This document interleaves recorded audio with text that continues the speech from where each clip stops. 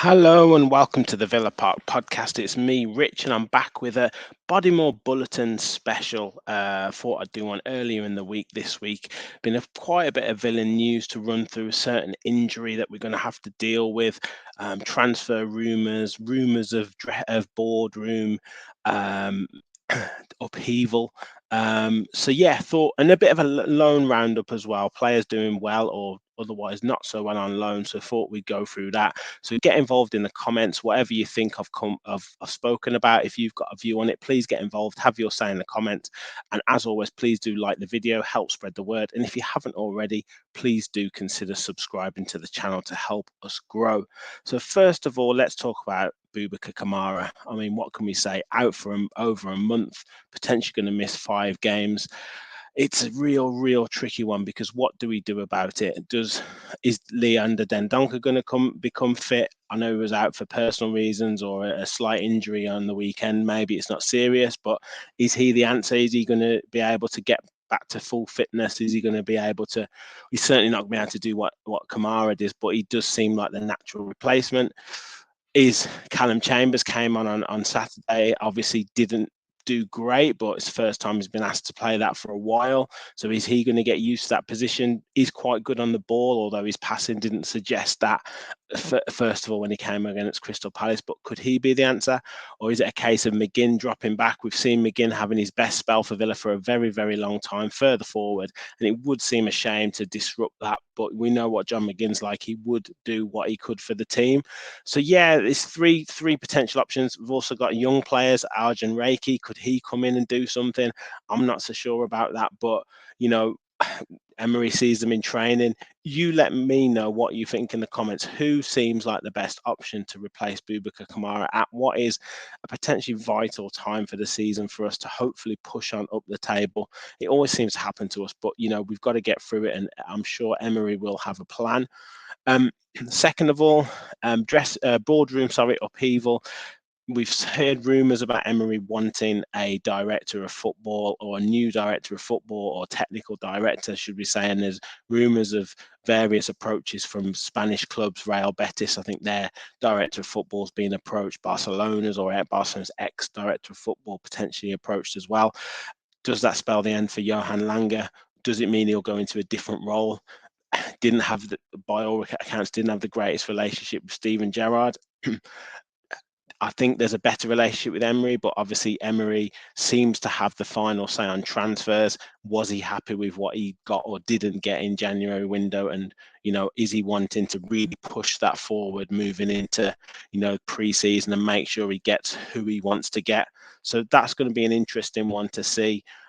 Obviously, Lange hasn't been around too much in the sort of front end of the discussions in the press or anything like that. So I don't know. It's going to be interesting to see. So yeah, let me know what your thoughts are on Lange and whether we need someone else in to supplement Emery. Other transfers links, we talked about this in the, I think it was before the January window, Alberto Moleiro, and that rumour hasn't gone away. Looks like it was a 25 million release clause, 25 million euro release clause. Now he signed a new contract, which I think it says it's up to 60 million if they get promoted. Las Palmas, who he's playing for, but we could get him for a cheaper price. Barcelona ruled themselves out of it, and it looks like us and Liverpool that are in for him. More of an attacking midfielder, definitely an area where we need to improve that ball retention. Someone who can beat a player. You know, we've talked about Jacob Ramsey, Emi Buendia, obviously Coutinho's injured as well. As an area where we need to improve in the summer, and having options that can carry the ball, can beat players, can slot balls through, will make it a lot easier for us, you know, in terms of attacking intent. Another rumour, I'm not too sure about this. It seems like a bit of a lazy one, but Kieran Tierney from Arsenal is being made available for transfer. Will be quite expensive, talking 25, 30 million. Is left back an area that we need? I don't know. We've got obviously Moreno in there. We've got Luca Dean in there competing for that spot. Is that an area where we want? Is it just because potentially Newcastle are interested that Villa's name gets thrown into the hat? I don't know. There's also rumours of Denzel Dumfries from Inter Milan as well coming through. Now that would be an interesting signing, but I would say that a lot of top clubs would be interested in him. So you guys let me know what you think. Who do we need? Do any of those players do any of those players tickle your fancy? Would you be interested in them? They're all decent players in their own right, but is it the areas where we need to improve? And finally, looking at the loan roundup, I think it's quite interesting to see Aaron Ramsey scoring a great goal on Saturday for Middlesbrough, and Middlesbrough on a great run. Obviously, Cameron Archer is doing well there as well, so that seems really positive in terms of their end of season and what they can achieve. And also, Lamar Bogart's getting a lot of praise from Joey Barton at Bristol Rovers in League One, which seems really positive as well. Says he is a player that's destined for great things, and he's much better than the level. So that suggests a real development for him, and maybe a championship move next season, and maybe pushing for the first team from there. A player who's maybe stalled a little bit, and sometimes this happens with loan players, especially with managerial changes, especially with kind of seasons that peter out, is Tim Irigbonham at QPR. And I think when he first came in under Michael Beale, was fantastic, and obviously had that wave of adrenaline and wanted to do well. But seasons are long and changes happen, and Neil Critchley went in, didn't do well. Now Gareth Ainsworth is in there, and I think a recent QPR poll rated him around about 5.5 to 6 out of 10, which is mildly disappointing for a player of his caliber, because we obviously played in the Premier League and did well, and we thought, this move to QPR would really sort of cement him as a first team regular next season. It could be still the case. He could end the season really well. It's going to be interesting to see, but it does show that sometimes these loan moves, while they start off really well, can peter out into kind of and almost not ruin a player, but certainly hinder them in their progress. So, hopefully that hasn't happened with Tim, because we have a lot of high hopes for him, and he would have been a potential replacement for Kamara. Had he stuck around, maybe had he had a few more first team appearances.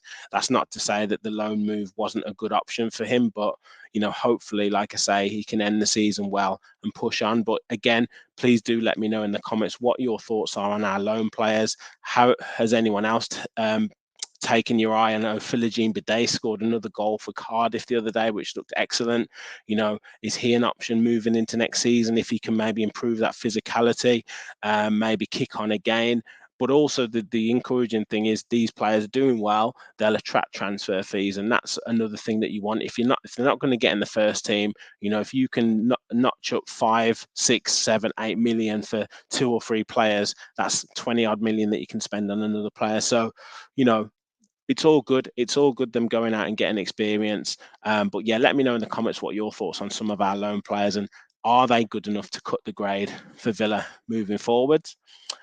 That's it for the roundup. Thank you very much for watching.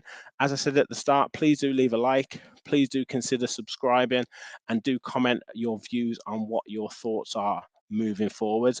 We will be back in the week with a match preview. We're hopefully going to do a talking tactics, trying to get Gareth. He's very, very busy man, so bear with us. If we're not, we will certainly do one next week, but we'll be back for a match preview and probably another Bodymoor Bulletin coming up. So as always, thank you for watching, and remember, we'll follow the Villa. Thank you.